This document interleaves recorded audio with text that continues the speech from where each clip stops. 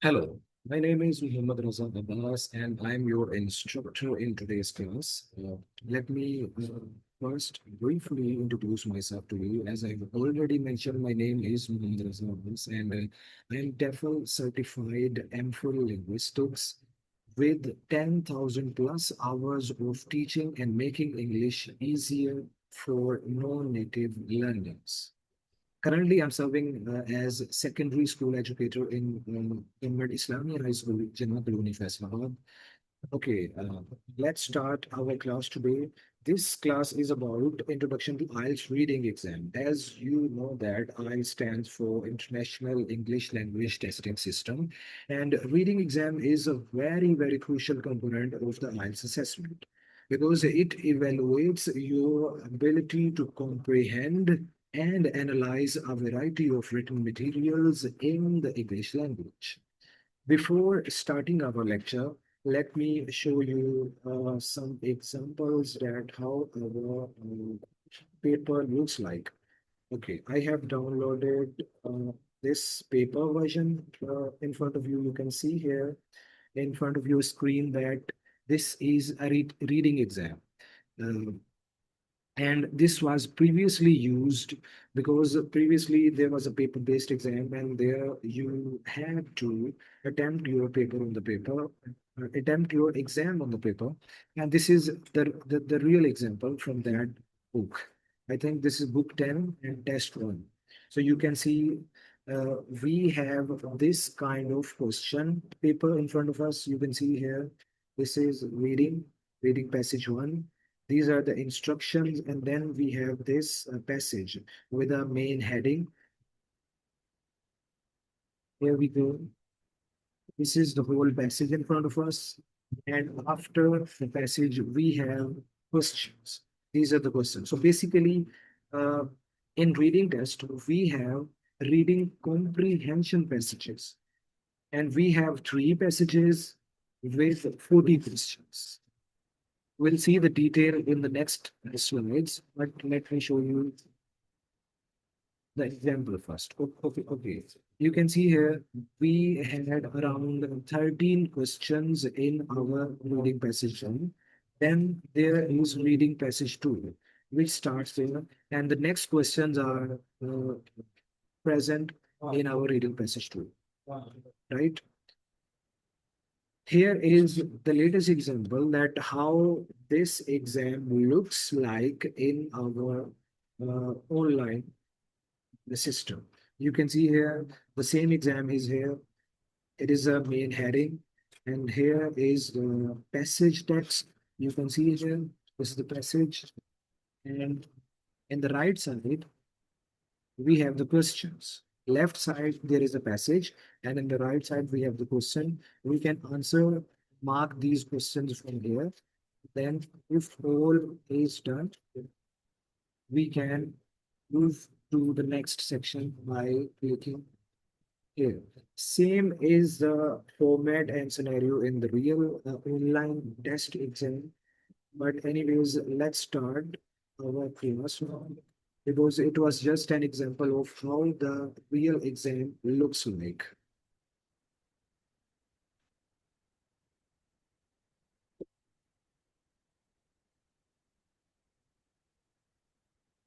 Okay, so first we should talk about test format and question types. You can see here that IELTS reading exam consists of 3 passages of academic text. I have just shown you the one full academic text with the questions which follows the passage. So we have 3 passages, and after each passage, there are 13 or 14 questions. So they become total 40 questions. The question types are different. Common question types include multiple choice, identifying information, matching headings, and completing summaries or tables.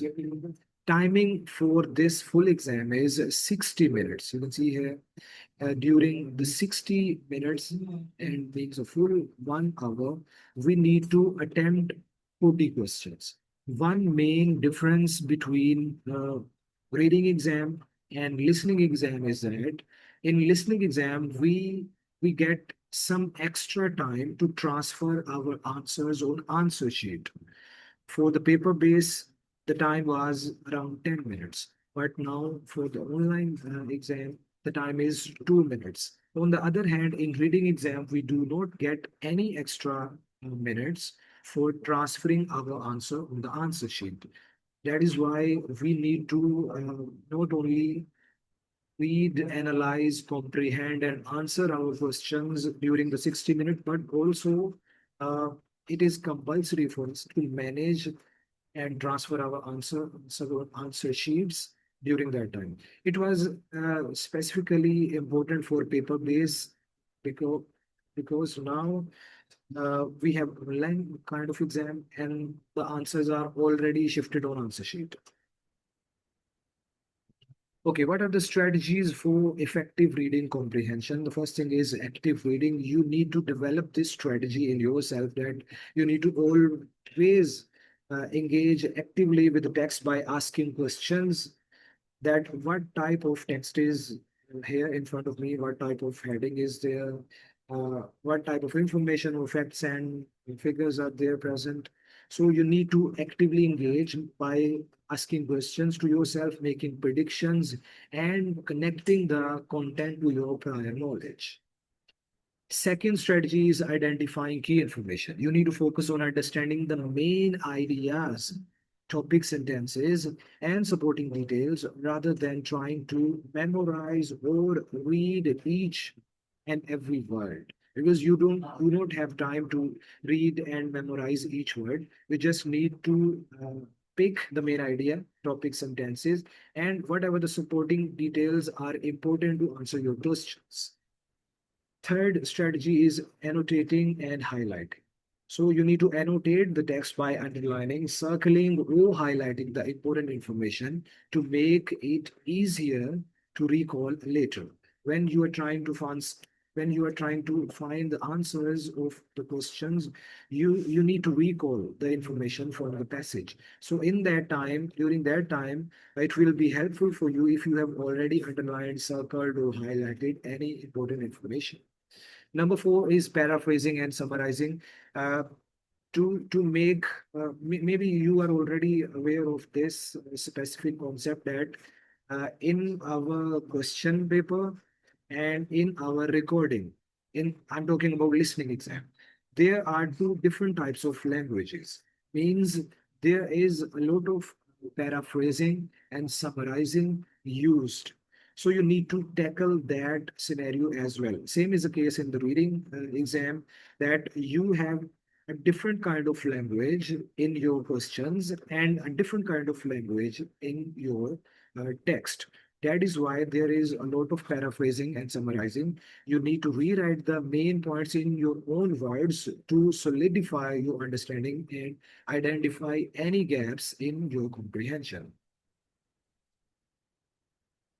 Okay, time management, as I've already told you, it is very important, very crucial to tackle this reading exam.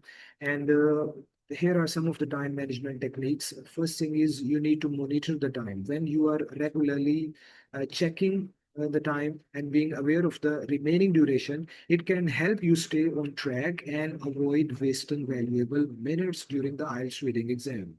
Here, I want to tell you an interesting fact that it is considered a rule that you should not spend more than 2 minutes on any question. Means you have 40 questions and you're trying to find the answer of question number three. You have already found the answers of first two questions, and now for the question number three, your time is being wasted and you have already consumed more than 2 minutes, but you are not able to find the answer of that question number three.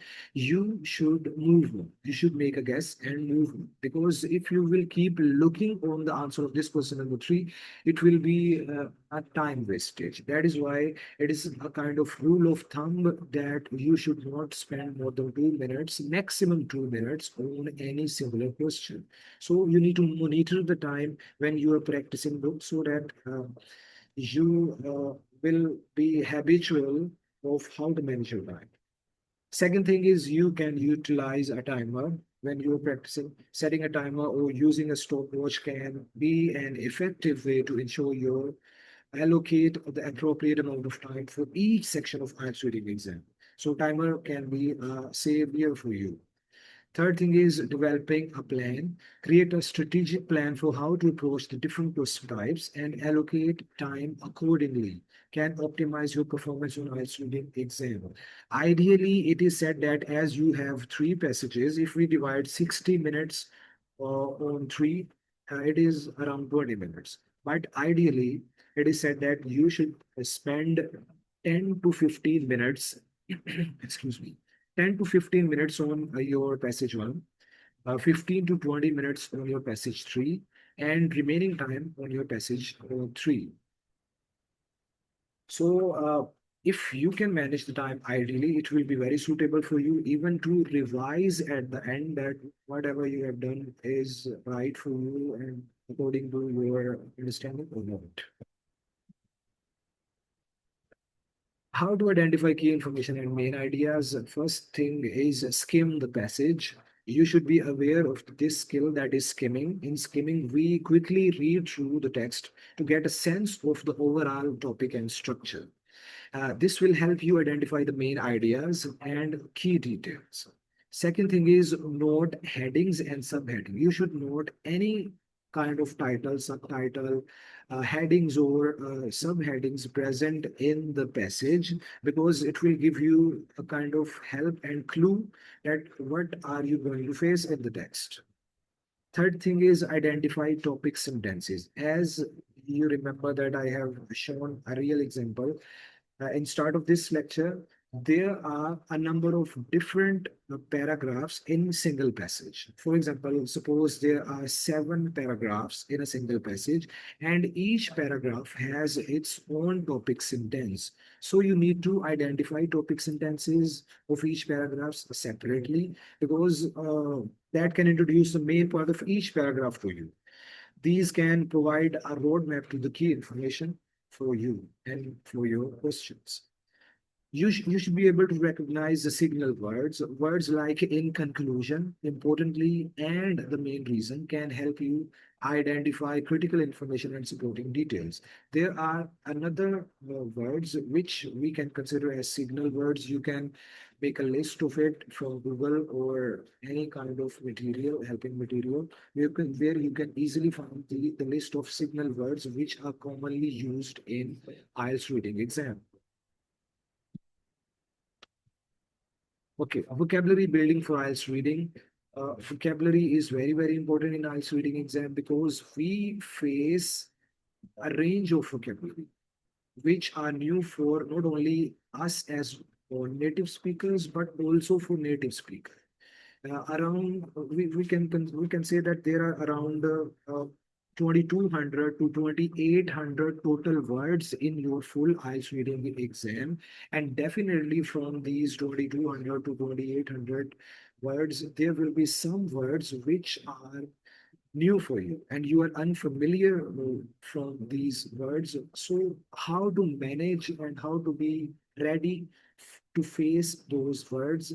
Here are some of the tips for you. You need to expand your lexical range by familiarizing yourself with a wide range of academic and topic specific vocabulary. For this, you can read different research articles, academic articles, which can give you an exposure to that particular vocabulary. This will help you comprehend complex passages and answer questions accurately. Second thing is you need to focus on prefixes and suffixes, as you have already, I suppose you already are aware of the prefixes and suffixes. If you understand how prefixes and suffixes can modify the meanings of the word, this knowledge will aid in deciphering unfamiliar terms in the reading passage. Third thing is practice contextual clues. You need to develop the ability to infer the meaning of unknown words by analyzing the surrounding context. So context is very helpful for you in IELTS reading exam. This skill is crucial for answering vocabulary-based questions. Fourth one is utilizing flashcards and apps. This can be a helpful practice for yourself because this cannot be used in the real exam, but it can be helpful for your real practice when you are trying to familiarize expand your vocabulary by flashcards or apps. You need to develop critical thinking skills because critical thinking skills are used in the reading exam. For that, you should be able to frequently calculate information by critically analyzing sources, question assumptions, and consider multiple perspectives to gain a deeper understanding of the material. Second activity can be engaging in discussions. When you are engaged in discussions, it enhances your critical thinking skills. You can participate actively in classroom discussions, ask probing questions, and challenge ideas to sharpen your critical thinking abilities. Third thing is solving problems. Apply critical thinking skills to break down complex problems, identify key issues, and develop innovative solutions.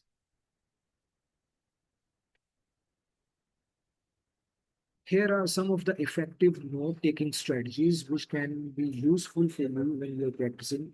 You need to be able to identify key information. You should be aware of what kind of abbreviations are used so that if you have to use an abbreviation for your note taking, so it will definitely help you. Third thing is you need to organize the information visually. You should be able to organize the information visually because it will structure your notes in a way that makes them easy to review.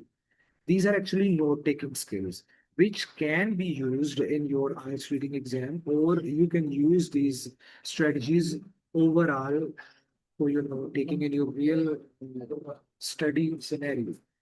And number four is review and refine. Take time to review your notes after the reading and make any necessary clarifications or additions before the test.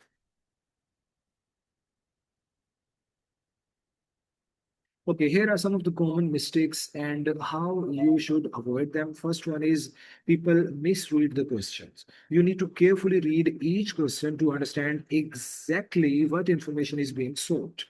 Avoid rushing and missing key details.